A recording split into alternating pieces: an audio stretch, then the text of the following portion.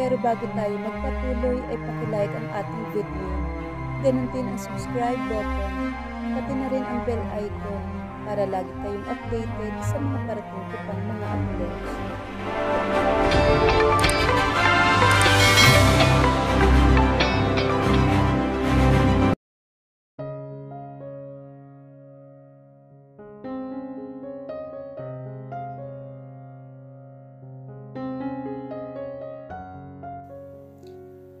It's not easy for her to accept that someone will degrade her personality. Pinalaki siyang mapagmahal at may respeto sa sarili, maging sa kapwa-tao, at ni minsan ay hindi siya nakarinig ng pang-iinsulto sa mga taong nakapaligid sa kanya. Hearing ang insult from her husband's girlfriend makes her blood boiled at di mapigilan ang sariling sagutin at pantayan ang katarayan ng babaeng kaharap. "You heard Sandra. She said she is virgin. It only means that she doesn't have an affair with Greg." Ani ng lalaki mula sa kanyang likuran. She slowly turned her back to see that man from behind. Pagkamangha at pagkagulat ang kanyang nakita sa mukha ng lalaki. Maging siya ay tila hindi rin makapaniwala. "Hi, Violet." "Sander?" "Oo, ako ito, Kalabasa." "Sander?" Mabilis niyang tinawid ang kanilang pagitan at niyakap si Sander na mahigpit. "Saan ka ba galing? Bakit hindi mo na ako pinupuntahan ha?" Aniya sa kaibigan. Kumalas siya sa pagkakayakap dito at hinampas sa balikat si Sander. "Paano ko bibisitahin ang babaeng dumurog sa puso ko? Pagkatapos mo akong bastidin, sa tingin mo ganun na lang kadali uli na magpakita sa'yo? Siyempre kailangan ko munang paghilumin ang sugat na natamo ko mula sa isang pihikang babaeng katulad mo." Bahagya itong dumukwang sa mukha niya kaya medyo inatras niya ang ulo dahil kunting-kunti na lang ay magkakadikit na ang kanilang mga ilong. "I miss you, Pumpkin." Pabulong nitong sabi, ramdam niya sa mukha ang hangin mula sa mabangong hininga ni Sander. Bahagya siyang napaliyad. Tinaas niya ang isang palad at gamit ang isang daliri ay itinulak niya ang noo nito. "I miss you too, Sander." Muli siyang niyakap ni Sander na mahigpit. "Patricia!" Malakas na sigaw ni Greg na nagpalingon sa kanya. Namumula ang mata nito at nakatiimbagang. He is mad. "Po, sir?" Ani naman ni Patricia. "Magdala ka ng maraming ice cube sa entertainment room." Sir, naubos niyo na po ata kagabi eh." Di bumili ka?" Pasigaw ulit na sabi naman ni Greg. Napabuntong hininga naman siya habang tinitingnan ang papalayong si Patricia. Muli niyang tiningnan ang asawa na ngayon ay nakatingin din sa kanya. Galit ang nakikita niyang rumihistro sa mukha ni Greg. O baka mas tamang sabihin na selos. Pero imposible, aniya sa kanyang sarili. Papadilim na ang paligid at mula sa kanyang kinatatayuan ay amoy na amoy niya ang grilled barbecue na mula sa hardin. Nasa loob siya ng kanyang silid habang nakatayo sa may bintana at sumisilip sa hardin. Pagkatapos ng encounter nila ni Sandra ay pilit na niya itong iniiwasan. Tila naman ito ay ahas na laging nakalingkis sa katawan ng kanyang asawa. Wala siyang nakitang pagtutol mula sa asawa niya. Sa halip, paminsan-minsan ay nakikita niya itong nakahawak sa nakahantad ng mga binti ng nobya. Ilang minuto pang nagkulong ang dalawa sa silid na inuukupan ni Greg. Kalahating oras o isang oras, nakita niya na lang na ngayon ay suot-suot ni Sandra ang polo shirt ng asawa niya. At napakasakit noon para sa kanya. Alam niyang lilipas din ang lahat ng sakit na nararamdaman niya. Ngayon at sa tamang panahon, maghihilom ang sugat na natamo ng puso niya. Walang permanente. Lahat may hangganan at katapusan. Pumunta siya sa balcony at mula doon ay malaya niyang natatanaw ang ginagawa ng asawa niya at nobya nito, maging ang mga kaibigan nito. Nasa barbecue grill si Daniel wearing his black pants and blue shirts. Habang hawak-hawak nito ang beer in can sa isang kamay at nasa barbecue ang isa pa. Nasa isang bilog naman na mesa si Ryan at Sander. Habang magkatabi naman si Sandra at Greg, nakaakbay ang asawa niya sa headrest chair ni Sandra. Panay ang malakas at masakit na pintig ng puso niya sa bawat tibok nito ay tila nagdudulot ng sakit sa buo niyang sistema.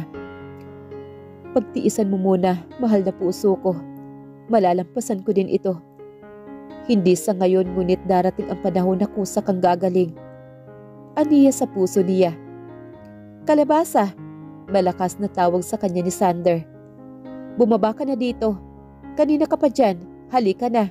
Anito sa kanya. Mamaya na, aniya sa malakas na boses. Halika na, aakyatin kita dyan, sige ka. Pananakot naman ito sa kanya. Sander is the only childhood friend she had. Apo ito ng kaibigan ng yumaong Don Ramon. Dinadala si Sander ng lolo nito sa tuwing nakikita ang dalawang matanda at siya naman ay lagi ding dinadala ng yumaong Don. Sa paglipas ng panahon ay naging malapit sila sa isa't isa ni Sander hanggang sa magdalaga siya at binata ito. She is in third year college na magtapat ito sa kanya ng nararamdaman.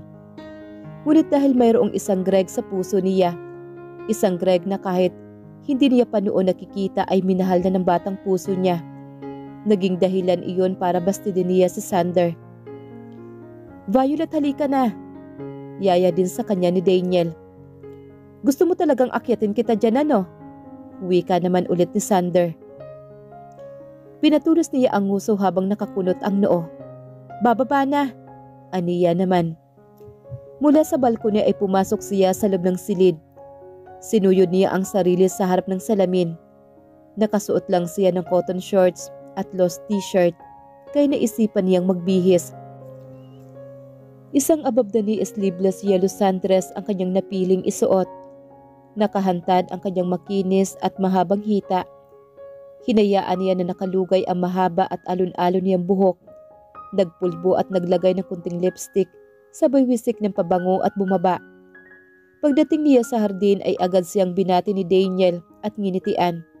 Sinalubong naman siya ni Sander. You're still amazing and incredibly beautiful and sexy. Wika naman ni Sander habang nakayuko ito sa kanyang punong tainga. Tumahimik ka nga, aniya sabay tampal dito sa braso. Pinaghila siya nito ng upuan sa mismong harapan. Si Sandra at Greg habang nasa tabi naman niya si Sander. Dude, Sander, matagal mo na palang kilala itong si Violet. Bakit hindi mo siya niligawan? Kung ako ang nasa posisyon mo, baka asawa ko na ito. Ani naman ni Ryan na umupo sa tabi ni Sander. I did, but she dumped me. If she only accept my proposal, we might already have 2 kids by now. Ani naman ito habang nilalagyan ng barbecue ang kanyang pinggan. Sander, napamulagat naman siya ng mga mata. Tumigil ka nga. Napatingin siya sa gawin ng asawa at nobya nito. Matiim ang titig ni Greg sa kanya na tila nangangapoy ang mga mata sa galit. Where is your phone? Biglang tanong sa kanya ng asawa. Nasa kwarto ko. Saan doon?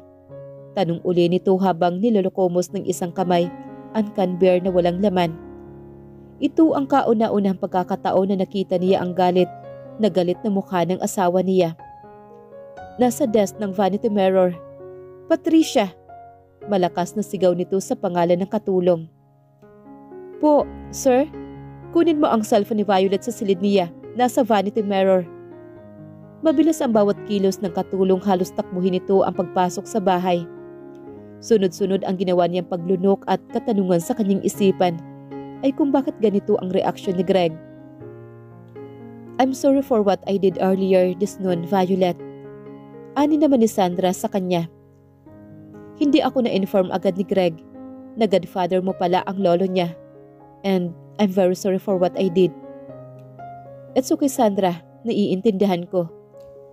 Wika naman niya sa malumanay na boses. Oo nga pala, bakit pumpkin ang tawag nitong si Sander sa'yo? Pag-iiba ni Sandra ng usapan. Sabay kami kumakain ng tanghalian sa aming hasyenda with my late grandfather. Tapos ulam namin ay pakbit. Si Chus all the kalabasa at pinapapak niya lahat. Sitaw, talong at okra at ampalaya ang naiwan sa plate at gulay at saka karne. I love eating kalabasa, totoo yun. But I ended up choosing all the pumpkin and giving it to her. Sander laughed while reminiscing their childhood memories. From that day, I start to call her Pumpkin. My beautiful pumpkin. Ani naman ni Sander habang kumikislap ang matang nakatitig sa kanya. Oh, so romantic of you, Sander. Bakit hindi mo ulit ligawan itong si Violet? Tutal naman dalaga pa naman siya at binata ka. Wika naman ni Sandra. Halos mabulo na naman si Violet na tila bumabara ang kinakain na barbecue sa kanyang lalamunan. Habang bumulwak naman ang lahat ng ininom ni Greg na beer at tumama sa mukha naman iyon ni Ryan. What the hell is happening to you, dude? Ani naman ni Ryan habang napapahilamo sa mukha nito. Daniel laughing hard. Habang panay ang iling nito at palipat-lipat ang tingin sa kanilang mag-asawa. Daniel is the only one who know about their marriage, kaya hindi maiwasan ang mapanuksong tingin nito sa kanilang dalawa. Han, are you okay? Wika naman ni Sandra habang humahagod sa likod ni Greg ang isang palad nito. Excuse me, aniya at tumayo. Halos magkasabay sila ng asawa na naglakad papasok ng bahay. Umiwas at tila natataranta at nangangamba sa susunod na sasabihin ng mga taong nakapaligid sa kanila. Dahil sa pagkataranta ay halos magkasabay pa nilang pinasok ang pinto ng comfort room na nasa living room. Akma siyang tatalikod nang bigla siyang hilahin papasok ng asawa. Mataman siya nitong tinitigan habang napapahilot sa sentido. Bakit hindi mo sinabi na manliligaw mo pala si Sander ha, Violet? It's a long time ago, Greg. I was only 19 back then. Aniya habang tila habol ang bawat hininga. At may payakap-yakap ka pa kanina. Bakit? Ganun ka ba kasabik sa kanya ha? Ano? Hindi niya matuloy ang sasabihin nang marinig ang yabag papunta sa kinaroroonan nila. Akma siyang lalabas ngunit muli siyang hinila ng asawa. Papasok sa isang cubicle at nilak ang pintuan. Isinandal siya ng asawa sa tiled wall. Habang nakatukod ang isang kamay nito sa kanyang uluhan at ang isa naman ay sa kanyang baywang, habang idininiin ng asawa ang katawan nito sa kanya, habang ang mukha naman ng asawa ay nakasubsob sa kanyang leeg. Kapwa umabot sa pandinig ng bawat isa ang malalakas na tibok ng kanilang mga puso, baging ang malalim na paghinga ng kanyang asawa na tumatama sa kanyang leeg. Rinig nila mula sa kinaroroonan ang lagaslas ng tubig mula sa faucet, hanggang sa tumigil uli iyon. Nangilabot ang buong sistema niya nang maramdaman ang masuyong haplos ng asawa niya sa kanyang nakahanta na binti. Greg, stop, pabulong niyang sabi rito. Ngunit patuloy pa rin ang kanyang asawa sa paghaplos, papunta sa kanyang punong hita na umabot sa kanyang pangupo. Don't you dare let that man touch you the way I do, Violet. Ani nito habang patuloy sa paghaplos sa kanyang hita at pisil sa kanyang pangupo. Habang ang isang kamay nito ay humahaplos sa kanyang labi. His aura became dark again. When he notices having lipstick, and you even put lipstick on your lips. Lumayo ka nga. Pilit niya itong itinutulak. You even wear a mini dress? Shit! Binabalandra mo ba talaga ang hita mo ha? And these lips of yours? Sabay titig ito sa mga labi niya at sa nalilisik ng mga mata. This lipstick, remove it. Kung ayaw mong ako mismo ang magtanggal niyan. Napalunok siya at napatitig sa asawa habang sunod-sunod ang kanyang malalim na paghinga. Galit ang nakikita niyang rumihistro sa mukha ng asawa. Tiim ang mga bagang nitong nakatitig sa kanya. Habang kunot ang noo at nalilisik ang mga mata. Wala akong ginagawang masama, Greg.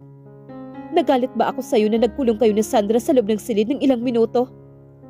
Nagalit ba ako sa iyo nang suot-suot niya ang polo mo paglabas niya ng silid at hinahawakan mo ang nakahantad niyang hita? Hindi, Greg. Hindi ako nagalit dahil alam ko ang estado ko sa buhay mo. Nilagay niya ang dalawang palad sa dibdib ng asawa at malakas na itinulak ito. Get off me! Aniya sa madiin na tono, ngunit mahinang boses. Bahagya itong napaatras ngunit mabilis uli siya nitong hinawakan sa braso at muling pinalya sa pader. Napatitig siya habang napakagat sa ibabang labi at pinipigilan ang nagbabadyang pagtulo ng mga luha niya. Hinawakan siya sa batok ng asawa at diniin nito ang katawan sa kanya habang bahagyang nakayuko at mataman siya nitong tinititigan. Estado mo sa buhay ko. Ano yun ha, Violet? Sabihin mo. Anito sa nalilisik na mga mata, habang tiimbagang na nakatitig sa kanya. Ngunit tila naumid ang kanyang dila. Nangangatal ang katawan. Napayuko at napahawak sa magkabilang tagiliran ng asawa. Putang ina, sabihin mo! Ani uli ng asawa niya habang mas lalo siyang idinidiin sa pader at mas lalong idinidiin ang katawan nito sa kanya. Muli siyang tumingala at sinalubong ang matalim na titig ng asawa. Asawa, Greg. Aniya. Yun naman pala. Asawa sa papel, hindi sa pisikal. Putol niya sa ibang sasabihin sana ni Greg. Bigla itong napamulagat na napatingin sa kanya. Napaawang ang mga labi at napakurap-kurap ang mga matang nakatitig sa kanya. Napatitig siya sa malaabong kulay na mata ng asawa. Nakita niya ang sakit, sadness and disappointment. Pero bakit? Tanong na tanging si Greg lang ang makakasagot. Napakagat siya sa ibabang labi hanggang sa maramdaman ang muling paghaplos ng asawa sa kanyang hita. Inangat nito iyon at pinaglingkis sa baywang nito. Muli niya itong itinulak, ngunit tila nawalan siya ng lakas. Naglakbay ang palad ng asawa niya sa kanyang punong hita, papunta sa kanyang pangupo. Humahaplos at pumipisil, habang nakasubsob ang mga mukha nito sa kanyang leeg at humahawak ang isa pang kamay sa kanyang batok. Gusto mong gawin nating pisikalan? Yun ba ang gusto mo, Violet? Ani nito sa tila pabulong na boses. Greg, please. Please what? Tumigil ka. Ngunit tila ito isang bingi. Muling naglakbay papunta sa kanyang punong hita papunta sa pinakagitna. Ang malikot na kamay ng asawa. Ito ang gusto mo, hindi ba? Gusto mong gawin nating pisikalan upang maging ganap na asawa ang maging estado ko sa buhay mo? Mabilis niyang hinawakan ang palad nito at pinigilan ang kamay sa akmang paghawak nito sa kanyang pagkababae. Tumigil ka, sabi. Aniya sa nangangatal na boses, habang pinandidilata niya ito ng mga mata, kasabay ng ilang ulit na paglunok. Maging ang kanyang kamay na nakahawak sa palad ng asawa ay nanginginig. Muli niyang narinig ang mga yabag na papasok sa loob ng comfort room at tumigil iyon mismo sa tapat ng cubicle na kinaroroonan nila. Bahagya siyang napapitlag na biglang tumunog ang cellphone sa labas ng cubicle na kinaroroonan nila. Nabitawan niya ang kamay ng asawa at napasubsob ang kanyang mukha sa dibdib nito habang nakahawak ang kanyang mga kamay sa magkabilang baywang ng asawa. Yes, ma'am. Napaangat ang kanyang mukha nang maulunigan ang boses ni Sandra. Tumitig siya sa mukha ng asawa sa nanlalaking mga mata. Ngunit hindi niya man lang nabakasan ng pag-alala ang mukha ng asawa niya. Nanatili lang itong matiim na nakatitig sa kanya. Bukas po ako uuwi dyan, ma. Ihahatid po ako ni Greg bukas ng umaga. Wika ni Sandra habang kausap ang ina nito. Pigil niya ang bawat paghinga habang muling sinubsob ang mukha sa dibdib ng asawa. Yes, ma'am. I will talk to him. Siguradong papayag yun. Hug daddy for me. I love you, ma'am. See you tomorrow. Umabot sa kanyang pandinig ang bawat paghinga ng asawa, maging ang malakas na tibok ng puso nito. Nang marinig ang paglabas ni Sandra ng comfort room, ay malakas niyang itinulak ang asawa at mabilis na binuksan ang pintuan. Papalabas na siya na muli itong magsalita sa kanya. Stay away from Sander. Ani nito sa kanya. Kaibigan ko siya, Greg. You don't know what capable I'm doing, Violet. Are you threatening me? Aniya habang matalim na nakatitig sa asawa. No, I'm warning you. Lalapitan ko ang gusto kong lapitan. Kakaibiganin ko ang gusto kong kaibiganin. And Sander is not just a simple friend, Greg. Kababata ko siya. At mas nauna ko siyang nakilala kaysa sayo. At mas kilala ko siya kaysa sayo. Mariin niyang sabi sa katuluyang iniwan ang asawa. Nagpupuyos ang kanyang kalooban habang nakatitig sa likod ng papalayong asawa. Pakiramdam niya ay tila siya sasabog. Tila sasabog ang dibdib niya sa sobrang inis at sama ng loob. Sumunod siya sa hardin. Nakita niya si Violet sa tabi ni Daniel. Pinagbuksan siya nito ng beer in can at agad naman niya iyong ininom ng kanyang asawa. Han, saan ka ba galing? Kanina pa kita hinahanap. Wika ni Sandra sa kanya, sabay yakap sa kanyang baywang. Diyan lang sa tabi-tabi.